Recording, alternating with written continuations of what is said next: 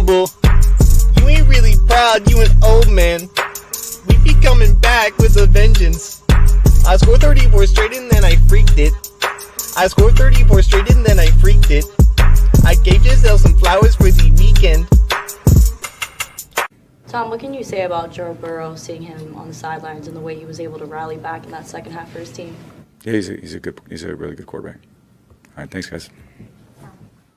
And it's like that, Brady Bunch, number 1, Bengals podcast. You know exactly who is us. Shoot the cannons, fade us out. You know we never shutting up. Daddy, yo. Hoji Bridget, run our fade. Y'all's goat. Really gave that game away. Yeah.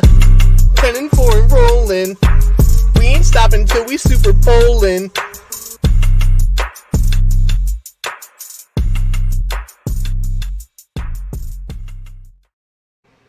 Wow, John, that was inspiring. I mean, honestly, one of my favorites. Honestly, it was. Every week really I want to impressed say myself. this is the best one yet. I mean, that was That's what good. I love that song. That was good. It was very good. It had a lot of heart, a lot of attitude, and I mean, could you imagine us? And the King's dead. The King's dead. The king is dead. I mean, could you imagine us showing off after, we beat Brady in 2013, and it was just like, it felt so lucky and everything was right. This time we're like, that's it. We've knocked you off the block. It's our time. I cannot, it's hard to just fathom, what this Bengals team is. That's a good team, actually. I think it's pretty easy. I don't know. Very good Yeah, team. after last season, it doesn't feel that hard to fathom. I mean, we worked really hard in the off season to bring in the right personnel to get better. It's funny because if you would have looked, if you go back and listen to preseason episode, I predicted a 13-4 record. I remember that. I think I predicted a divisional win. I think, John, you may have put us at number 2 in the division. I can't recall exactly. Can't confirm nor deny. But when we were talking about our record, what was going to be possible, people thought this team was going to do it. And then 2 weeks happened, and everyone's like, Super Bowl hangover. No, this is what we all thought was going to happen. We didn't predict a QB with an appendectomy. He had to get better. We didn't predict what it takes for an O-line to gel. So that's my long-form answer, Daddy-O, that this is exactly who we thought we could be. Yeah, what I mean is, yes, we're a very good team, and we're capable of winning every game. But what I mean is, the let's say the pride, let's say the confidence, the bragging. I could never imagine it always felt like when we won big games, it was like, wow, how did we do that? And now it's just like, yeah, what are you gonna do? We're not afraid of. I remember, when was it? Was it last year? Was it Tyler Boyd after the Steelers game?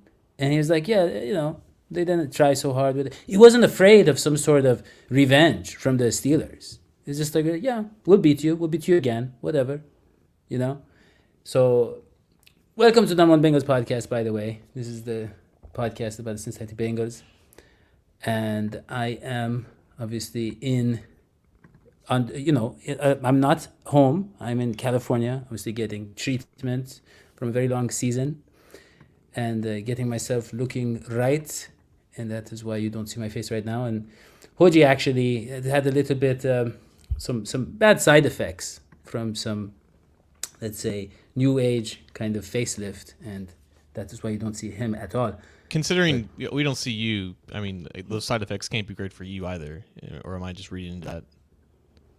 Well, it's actually the camera, it can't capture my mustache has gotten out of control, and the camera can't pick up the pixels of all. We just got mustache. beer oiled on, man. Did you not use it, or did you use too much? What's going on? Yeah, really, John. I think we should move on to the game. Well, and John, as much as I think everyone wants to know what's going on with Daddy-O, from an HR perspective, he doesn't have to disclose any of his Thank you. treatments. Oh, now you flex. Finally Okay. on my side. Finally. I'm just hoping I get my HR appreciation day before the season's over. Yeah, well, you should. There is so much time left this year, so much time.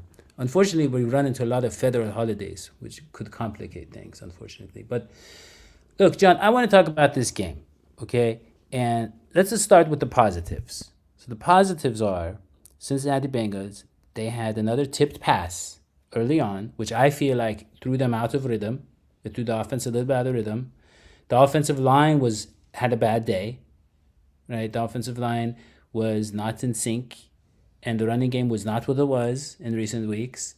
And the offense was bad in the first half until that very last drive. They really weren't moving the ball very well. And the defense was hanging in there.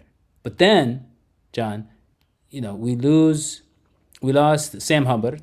We already had lost Trey Hendrickson. And the defense was just like, okay, well, first of all, they shut down Mike Evans. But then they were also like, okay, well, we're down guys. We don't have quite the pass rush. We don't have quite the corners. Let's just be aggressive. Let's punch the ball out of their hands. Let's take the ball away from them. And I don't know what kind of a strategy that is, John. I don't know what Lou Anarumo, like, I would say that's a great strategy. Let's always get the ball from them. But what was he actually doing? How is that happening? I think it was just Brady just fumbling the game away, to be honest with you, because like this isn't anything new that the Bengals have been doing. Like, they are a second half defense, more than just a second half team. Specifically, they really buckled down towards the later parts of the game, and there were plenty of instances where they were doing some different things defensively, like the interception that Trey Flowers got. That was a very clever call that Lou Anarumo had. He was showing a cover zero type blitz, and then he dropped back 8 and in the post snap. It forced Brady. It was actually really cool. It forced him to hold the ball for like a split second longer than he probably should have. And you saw his tight end find the soft spot of this defense between the flat defender Trey Flowers and the curl defender in Von Bell, and holding the ball for that split second longer. It allowed Trey Flowers to make the break on the ball and eventually make the interception. And then the first strip sack, the first fumble that Brady had, that was just a simple twist that Logan Wilson has ran in the past out of that linebacker spot, and he just looped around DJ Reader, and they both met him at the same time. The fact that all these plays just happened, John, but also Ossai got there, right? That was the second one. That was that was the second one. Yeah. Okay.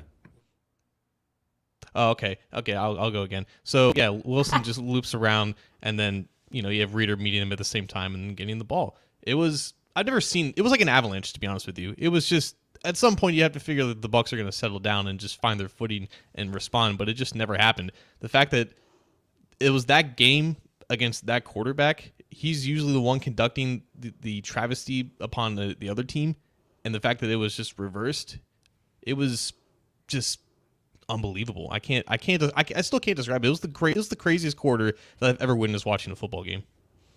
Yeah. Well, I mean, Bridget, I feel like you. Well, it's just interesting to see. So when we got that tipped, or when the Bucs got that tipped interception, I mean, my heart sank because I said, "Oh my God, this is going to be like, what was it, week 8 against the Browns, whatever week that was." Because I often feel like when we have something unfortunate happen in the first possession of the game, first drive of the game, that it really shifts our momentum. And I wanted to see if I could find stats, and then I didn't look very hard or at all on what our win percentage was when the opposing team's defense had a takeaway on our first possession, because I feel like the momentum or the pendulum so often swings the other way, and we're constantly trying to overcome it. And then like that one Browns game, it was too much. But what we got to see is what happens when the pendulum swings back the other way. I mean, I was nervous as hell for the Bucs to get the ball first in the second half, and we were able to kind of put our feet on their necks early on, and I think they got to see who was coming out, and it was just such an interesting momentum shift, and one that I feel like usually we're on the other side of in a case like that, and that's kind of led me to believe that this really is a team that's something different. It's different from last year, and it's definitely different from the last, 5-6 years that we've seen with the Bengals football team.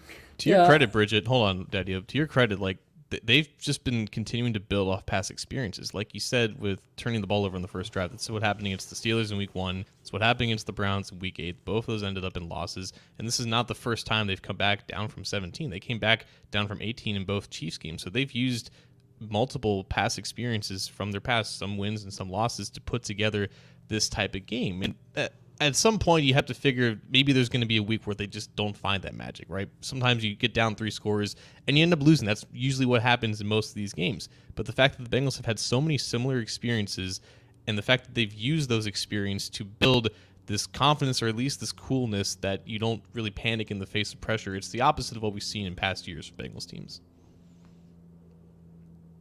And bless this person for enjoying Tony Romo. I don't often enjoy Tony Romo.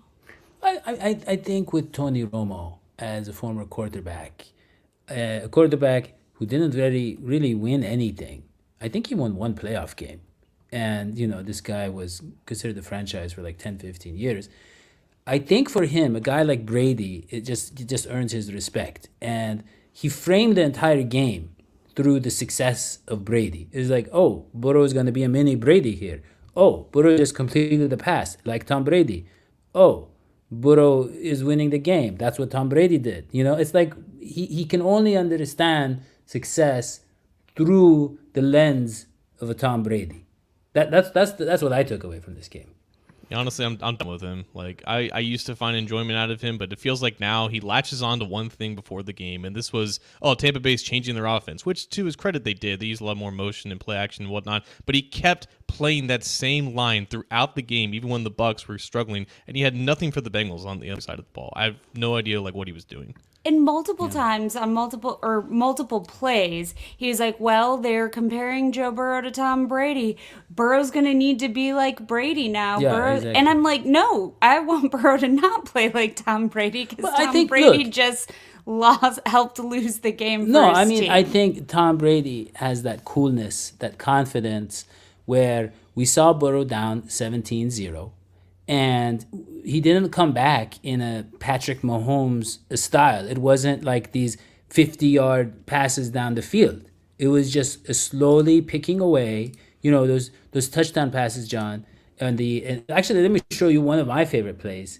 I think my favorite play from yesterday, because this was basically when the Bengals were coming back. Let's look at this one.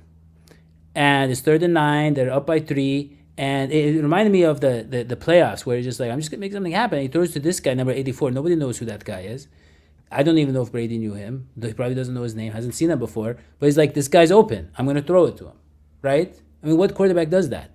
Tom Brady and Joe Burrow. Tom Brady can't step up in the pocket that quickly. Exactly. That's another thing. Yeah, he can't move like that. But no, I mean, being able to use the full, these guys that they just pick up out of nowhere. And obviously, I know, thank you, the stats people are saying his name is Mitchell Wilcox. And this guy actually caught a touchdown too. And I love how, again, Joe Burrow is, like you said, Bridget, you said very beautifully, he's violently assaulting them by stepping on their necks and suffocating them to remove any remaining life from them, because he has no mercy. And he does not care about other living beings. These were your words, Bridget. And we have here Courtney? An example. Yeah, who is Courtney? Yeah, that's a good question. You got another HR person on the side? Okay, look. This was the play right here, okay? Fakes it. Throws it. Wilcox has it. Touchdown! I mean, that was unnecessary.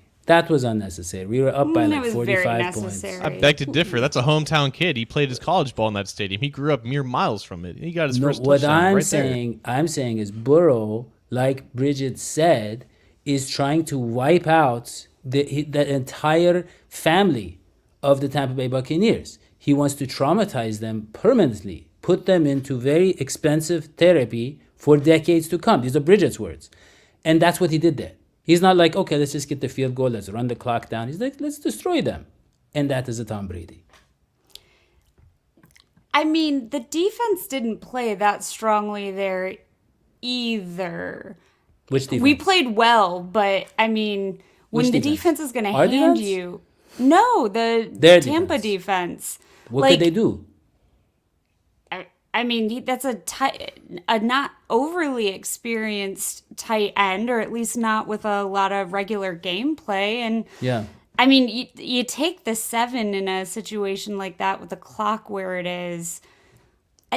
And what was it last week, the week before? Brady comes back, 14 points in like 3 minutes. I think you got to put that game on ice. As far as destroying families, I think he's exactly like Brady, right? Like, Yeah, that's what I'm trying to say. That's exactly what I'm trying to say. Yeah.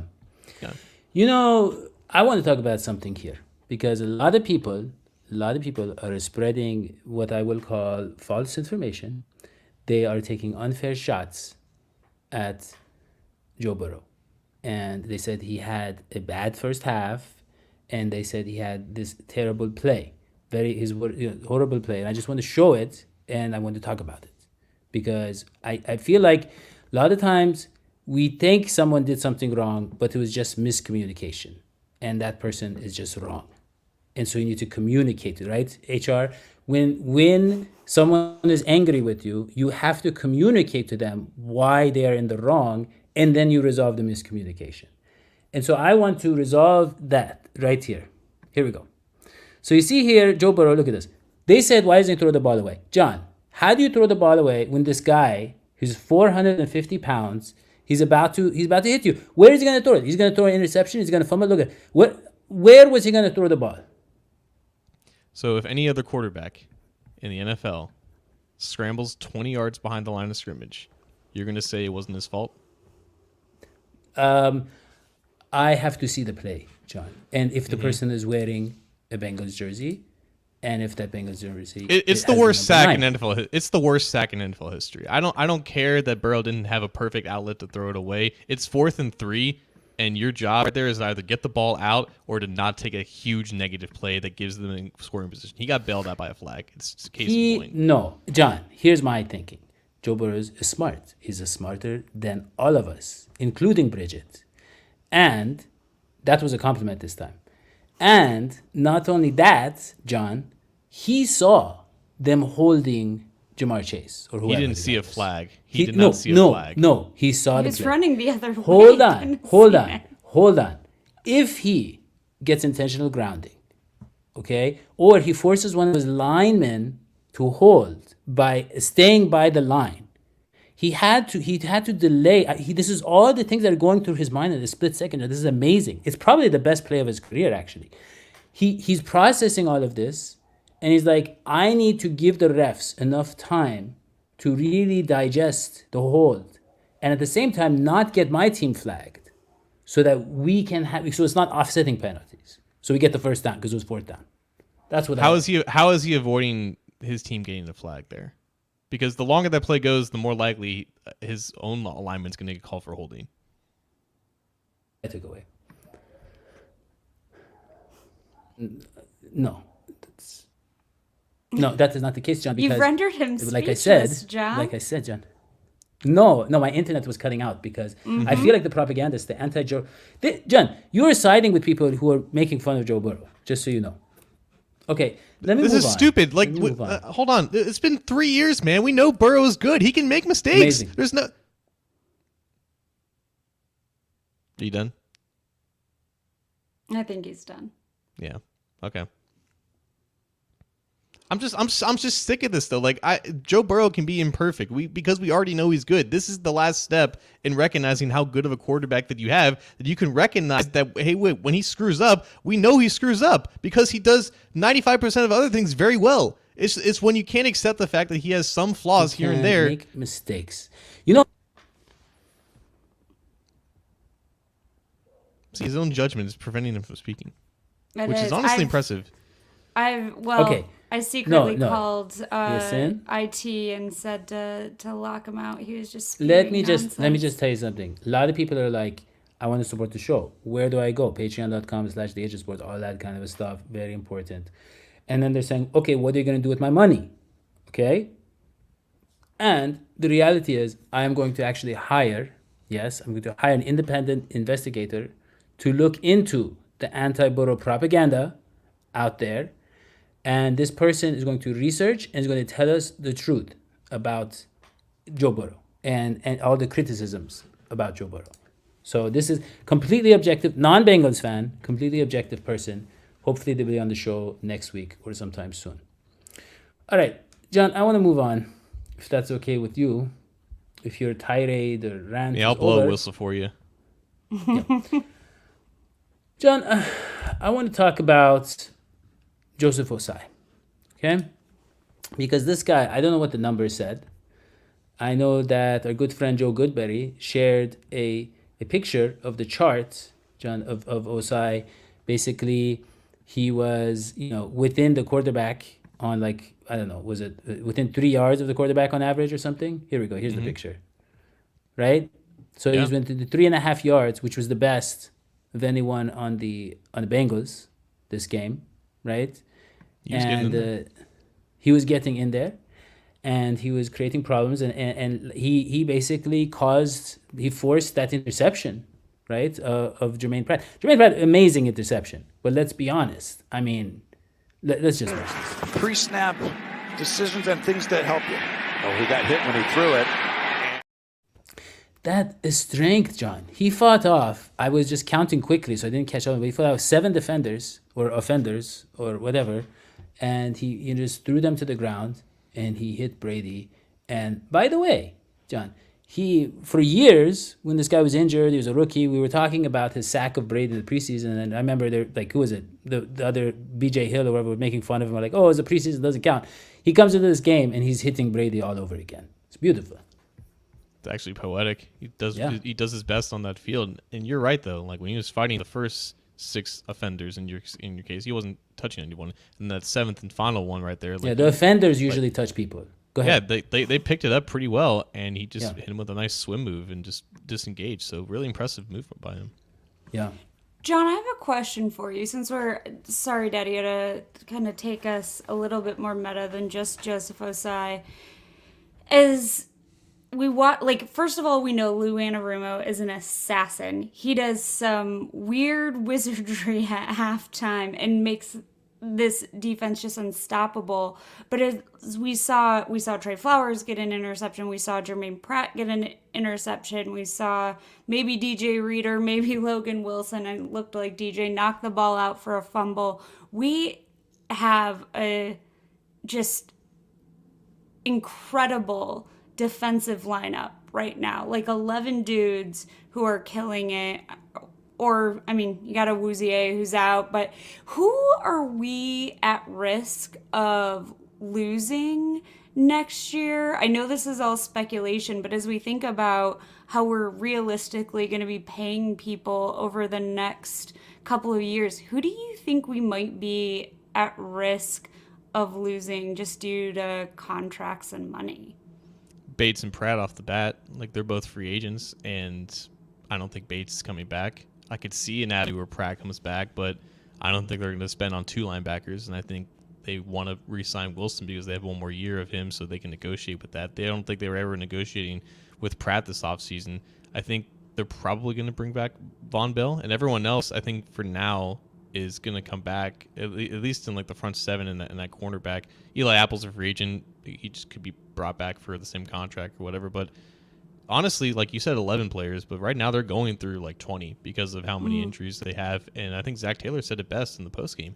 If he's looking for a weakness in like a weak spot, he hasn't found it yet. And there are guys like Dax Hill, Alan George, who are playing significant snaps, Jeff Gunter, J2 Fele, like they were emptying out the depth chart in this game. And yeah, the first half wasn't pretty, but they were put into bad situations. The offense was consistently not helping them out and giving the ball back to Tampa Bay consistently. So they had a really good game against an offense that was finding its rhythm, and they were doing it without a handful of their starters. So these next couple of weeks, when they face a great running game in the Patriots, Josh Allen, the Moose at quarterback, and then maybe a healthy Lamar Jackson, like they're really going to be put to the test. Like all this depth without potentially their 2 starting defensive ends in Hendrickson and Hubbard, it's going to be really interesting. John, I mean, I remember when the Bengals had AJ Green, okay, that Gina Atkins, they had, Carlos Dunlap, and then they had, Vontez Burfict was, top 10, 15 linebacker, and then they paid Andy Dalton like a borderline franchise quarterback, right? So I mean, the cap is a lot higher now. I feel like, you remember all those players, John, that liked being at Cincinnati. They also understood what that entailed, and so they took team-friendly deals, and they were able to fit those under the cap. I mean, look, Joe Mixon comes off the books year after next, basically the bulk of his money, right? So that's another like $12 million or something a year. I don't know. Is it the year after next, or is it next year? Well, I think next year is the final year where he gets a lot of money. I don't know if he has. John?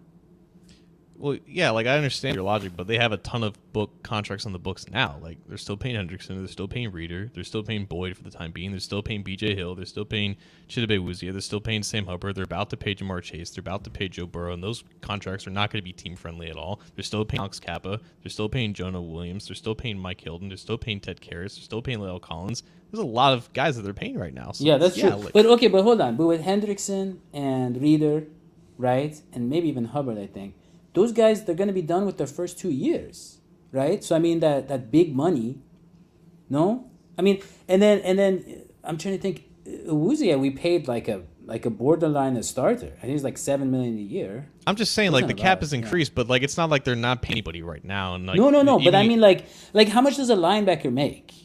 You know, like $10 million a year. Like what's the more? I mean, like I think Pratt's gonna make more than Why? I mean, we got plenty of time in the. I love Pratt. I mean, Pratt was my fault. So good. Yeah, but Pratt has been making some plays. This guy. That's what I'm saying. He's gonna get paid by another team. I want him. I like people that make plays. Well, then you may be interested in my kidney selling operation, where we sell kidneys to keep the Bengals. Well, that's players that we interesting want. because there's a much easier way than that, and it's called Patreon.com. And if you support this show, if we get to $10 million a month, I promise you, there's a chance that some of that goes to paying for the Bengals players.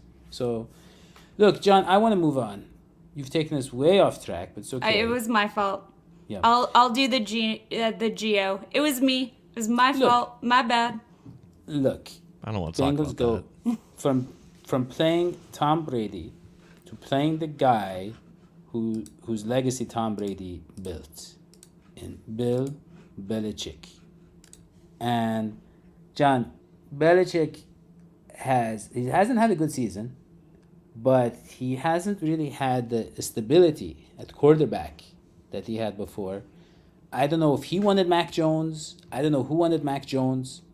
I don't know if they were trying to order something from McDonald's and then they were in the middle. It was the draft and someone calls. I don't know what happened, how they ended up with Mac Jones at the number 10th pick. But they did. And then they had this other little guy who they were starting over him, and now they're back to Mac Jones, and they have just a sloppy, bad, poor offense. And they have that who is it? They have that guy from the Lions who's, I don't know, he's supposed to be a defensive guy. He's supposedly a rocket scientist, and then he's a defensive guy. He becomes a head coach. He comes back and he's an offensive guy. I don't know what's going on there. He's not an offensive guy. He's portraying as an offensive guy. That's what I'm saying. That's what I'm saying. Why would the Patriots of all people bring this? Well, Patricia, that's his name. It's a weird name for the guy, but they bring this guy, and he's their offensive coordinator. The offense is a mess, you know.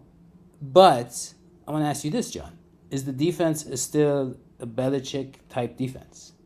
I mean, it's one of the best defenses in the league, and Okay. Mac Jones does look like, McCorkle Jones, that's his legal name, does look like the manager at a McDonald's, and he's playing one right now, too. He's got 7 touchdowns and 8 interceptions. He's got 15 good throws and 12 bad throws on the year, according to Pro Football Focus. He's just not threatening at all at the quarterback spot. They don't really have that many great receivers. Their offensive line is still okay, but it's just not a threatening offense outside of the run game. Now, defensively, though, this is where I see the Bengals having issues because La'el Collins, unfortunately, is just not very good. And I think this is just the reality that they have to deal with for the remainder of this year. He just finds himself on the ground too many times. And he's got Matt Judon to face this week. And Judon leads the league in sacks. Josh Uche also rotates with him on the other side. He's really coming into his own at year 3. The Bengals don't do well going up against top-tier edge rushers. And the Patriots right now have 2. And that really scares me, to be honest with you. What about, John, let me ask you this, the mind games, okay? What about the mind games? Because, you know, you have Belichick, who historically, he always did really well against young QBs, rookie QBs, but other young QBs, right? Because if they haven't seen the Belichick defense, they were just he catches them off guard. Is that possible with the Burrow? Yeah, I think the Bucs caught him off guard this game. That happens sometimes. Like, you can go into a game studying film based off of what teams are doing recently, and then they change it up. Like, and also just sometimes your offenses can become too predictable in some sense. Like, that's what happened with the tip pass interception.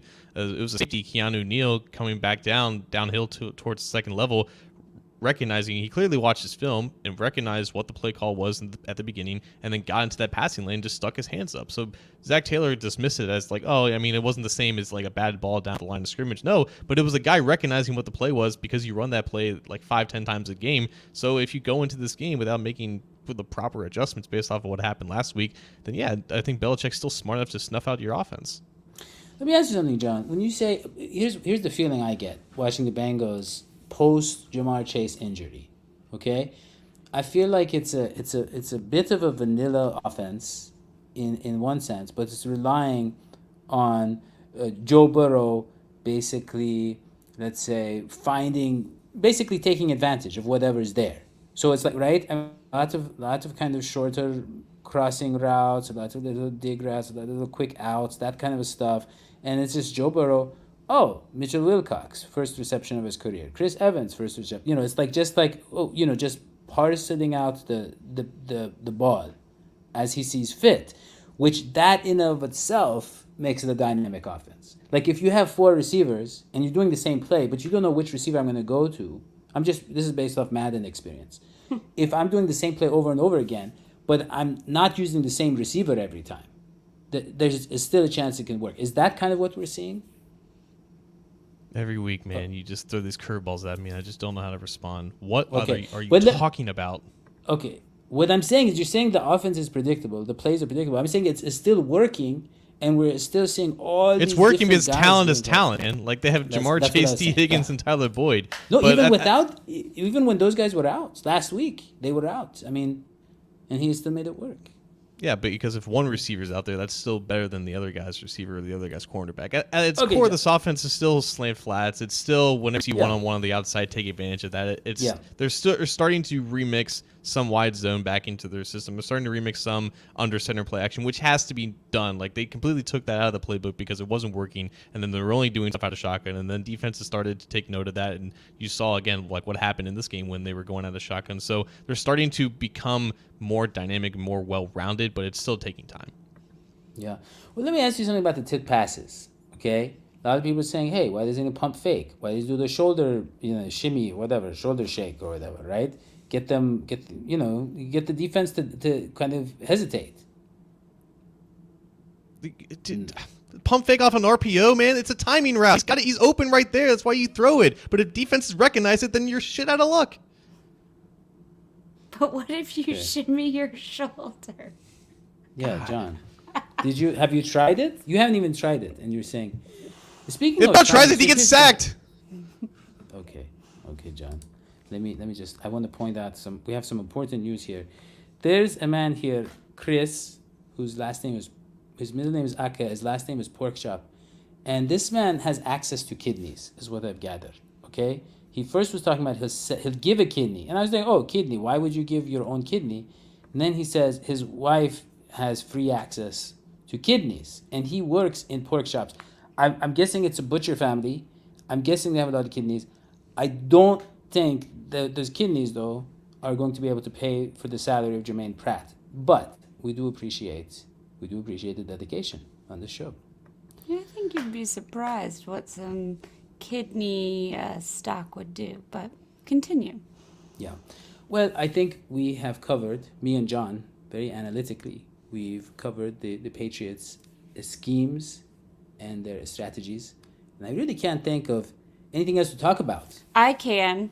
Okay. What the hell is up with the Tampa Bay opposing team locker room ceiling?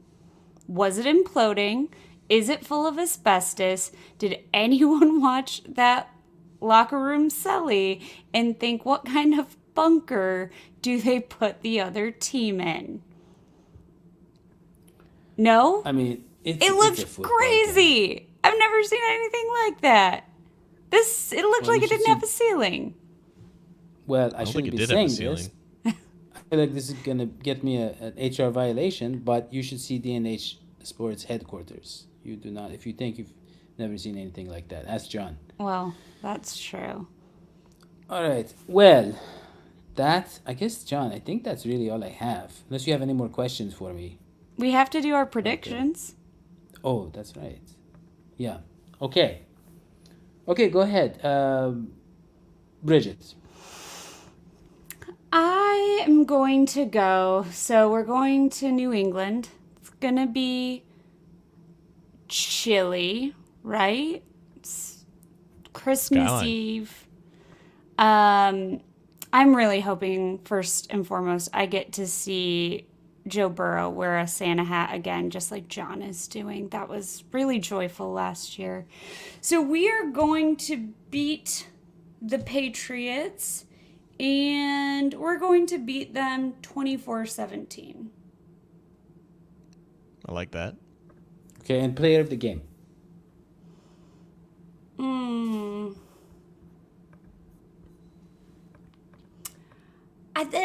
It's going to be a defensive player. That's the streak we're going on. If Hilton's back, I'm going Mike Hilton. He said he'd be back, apparently, in the locker room. He'd be back. Him and CTB, so they need him because he's so important in defending the run. And, shout out to Dax Hill. I feel like his best plays were made kind of coming downhill and being the Second force half. player. Yeah, so John, what happened to CTB? Is he? They said he broke his collarbone, but now he's going to keep playing. I didn't hear anything personally. Okay. The Twitter doctors were saying. Yeah. Yeah, because you subscribe to them. My prediction in this game is going to be not very good, not very pleasant to watch for a Christmas Eve showing because the Patriots are bad and they're coming off of a humiliating loss in the worst possible way. I've never seen anything like that when they threw across the field to try to lateral back to their quarterback and then they get stiff-armed into the face of the Las Vegas dirt. So Belichick is mad. The Patriots are just deflated, and I don't think they're going to be very good in this game. And I think the Bengals are riding the high off of a 6-game win streak. But unfortunately, they have two really good edge rushers to face, and that's going to limit their offense a little bit. But I think they will overcome it. I think the Bengals will be fine. So I'm going to say Bengals 16, Patriots 19, player of the game, DJ Reader. Yeah, John, about that lateral play, here's my question, okay? It was a tied game. Normally you do that when you're behind, right? And you don't have enough room to get the Hail Mary, you can't get a field goal, you have 3 seconds left, you're like, whatever. So we give up another defensive touchdown. Who cares, right? That's when you do that, right? Mm-hmm. So the issue wasn't that they lateraled it so far to the quarterback, because when you draw that play up, anything goes. So in my opinion, the issue is with the coach calling that instead of going for overtime, right? I mean, why would you call that? Why would you give your players that permission? Yes and no. Like I agree with where you're coming from, but I don't think there's ever like even in an anything goes situation, like Mac Jones is open because he's Mac Jones, So like, but that's my point. Like, how do you expect the receiver or running back to be like, oh, okay, I lateral to? Oh, there's no organization. They're players. What do you want them to do in the heat of the moment? Like, that's 100% on the coaching. That sure, mess like was on the there should have coaching. been a reinforcement that if this doesn't work out, just They shouldn't have done fall on it. You don't just exactly. let the guy got to the middle of the field. It was good up until there, the running back, and then just goes down to go to overtime. I mean. But anyways, I you know what? I'll tell you something, John. I know that Brady's upset. I don't know if the players. I don't know. I feel like Brady, not Brady, Belichick. He's like 70 years old now. He was always grumpy. He was grumpy when he was like 15. And you know what I mean? And so like I don't know if he's connecting with players the way he used to. I don't know. Probably not. Yeah. No. My point is. Yeah, but anyways, I'm just hoping that works to the advantage of the Bengals, that they're just kind of, deflated, no pun intended, by that loss and not motivated to make up for it. But look, the reality is this. The Bengals have won 6 in a row. And up until the last couple of weeks, they would have won score games, I think, right, John? I mean, they were pretty close for the most part. And we're missing a ton of guys. I mean, Hendrickson out a few weeks, Hubbard out to the end of the season. I think Hilton, you said, might be back. Missing a ton of guys. And we were down to Allen George, right?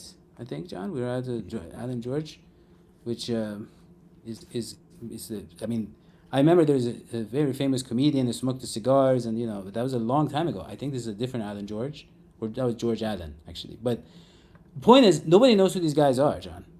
So I think, and a guy like Belichick knows how to take advantage of that. Look, Mac Jones had a good start to his career. The Patriots have had a good running game in recent years sometimes. I think this could be the game, John. I think this is the game that the Bengals take a step back. Yeah, and final score, I'm gonna go 31-13 Cincinnati. You just can't help yourself from just spewing nonsense. What are you talking about now? You don't understand the English language, or maybe I don't. Please explain this to me. Define step back. So okay. When you have created a masterful, you've achieved something, you've accomplished something beautiful and grand, like you built the Taj Mahal, okay, or you built the pyramids. What do? You always take a step back and you appreciate your accomplishment, right? You just take a moment to really take it all in, be in the moment, and just appreciate your own greatness. And I think after winning 7 games in a row, they will do that, but they're going to be back and motivated to keep going ahead of the playoffs. They're not going to get carried away. They're just going to take a little bit of a step back. Just one step, maybe 2? No, a few steps, because it's a big building of football, greatness. Okay, but they can still look, they can hinge their neck a little bit. It's not the same. It's not the same. No, because you want the panoramic, right? Mm-hmm. You want the whole thing. Yeah. Panama, yeah. Yep. All right, Bridget. Really, welcome back to the show. By the way, glad to have you back. And, glad to be back. Yeah. And if you don't have any more questions for me, Bridget or John, then I should say, don't forget to subscribe to the show, leave a review, leave a comment, turn on notifications, follow John and Bridget on Twitter, check out John's articles on cincyjungle.com, and we'll see you next time. And donate your kidneys. Yeah, sell your kidneys. Sorry, sell your kidneys. Donate plasma. Donate blood. Eyeballs. Tongues. Ears. Be a good person. Ankles. See you next time. So long. Sweet goodbye.